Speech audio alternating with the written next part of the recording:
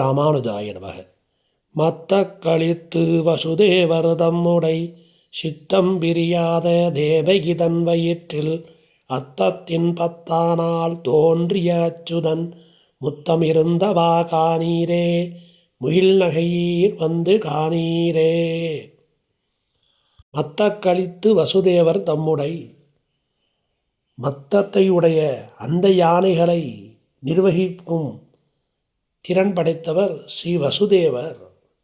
அந்த வசுதேவருடைய மனத்தை விட்டு பிரியாத தேவகி தன் வயிற்றில், அந்த தேவகியினுடைய திருவயிற்றிலே ஹஸ்த நட்சத்திரத்துக்கு 10ஆம் நாளான திருநாளிலே வந்து திரு அவதரித்த கண்ணபிரானுடைய அந்த ஷண்ணம் இருந்தபடியை வந்து காணீர், புன்சிரிப்பை உடைய பெண்கள் வந்து காணீர் என்று யசோதா பாவத்திலே ஸ்ரீ பெரியாழ்வார் இந்த பாசுரத்தை பாடுகிறார்.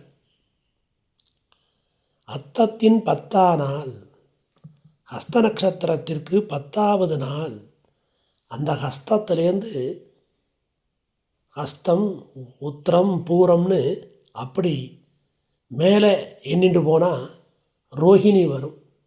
ஹஸ்தம் சித்திரை சுவாதி விஷாகம்னு கீழே எண்ணிட்டு போனால் அது திருவோணத்துக்கு வரும். அப்போ ரோஹிணி ஹஸ்தம் திருவோணம் இப்படி இருக்குது.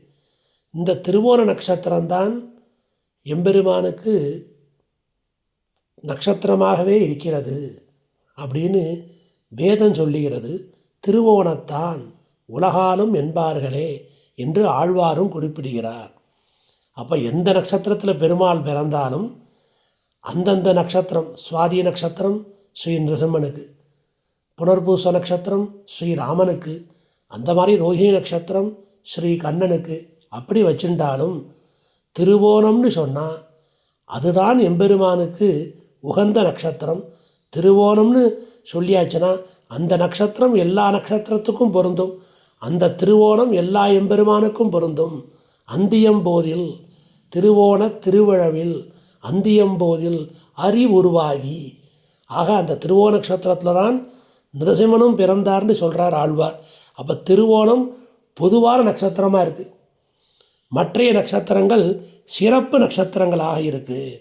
அப்போது அஸ்தம்னு ரோகிணின்னு நேர சொல்ல முடியல ஆழ்வாரால். அதனால் அத்தத்தின் 10ஆம் நாள் தோன்றிய அச்சுதன் என்று ஆழ்வார் மங்களாசாசனம் செய்கிறார். அப்போ நேர இந்த கண்ணனுடைய அவதாரத்தை கூட நேர சொல்ல முடியல. கம்சாதிகளுக்கு பயந்து அந்த எம்பெருமானுக்கு குறைவற்ற ரட்சை நடக்கணும். திருக்காப்பு, வெறுங்காப்புன்னு சொல்லலை, திருக்காப்பு. அப்போ திரு அப்படின்னா குறைவற்ற, எந்த குறையும் இல்லாமல் ஒரு காப்பு, அந்த ரட்சகம் நடக்கணும்.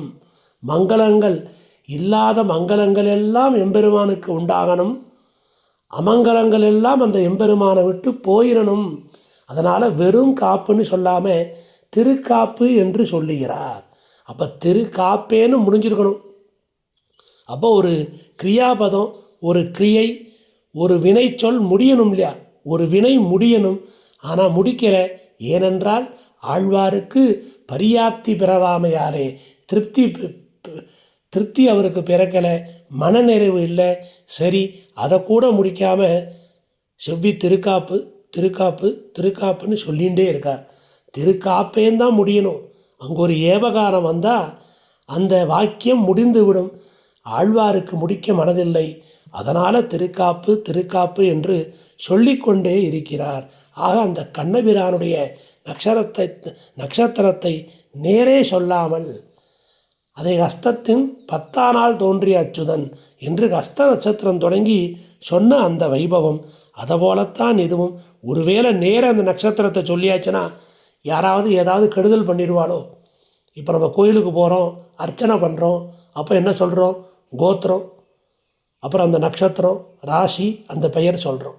அந்த மாதிரி இந்த நட்சத்திரத்தை நேர சொல்கிற பட்சத்தில் அந்த எம்பெருமானுக்கு யாராவது ஏதாவது தீங்கு விளைத்து விடுவார்களோ என்கிற பயத்தினாலே அத்தத்தின் 10ஆம் நாள் தோன்றிய அச்சுதன் என்று பெரியாழ்வார் இங்கே குறிப்பிடுகிறார்.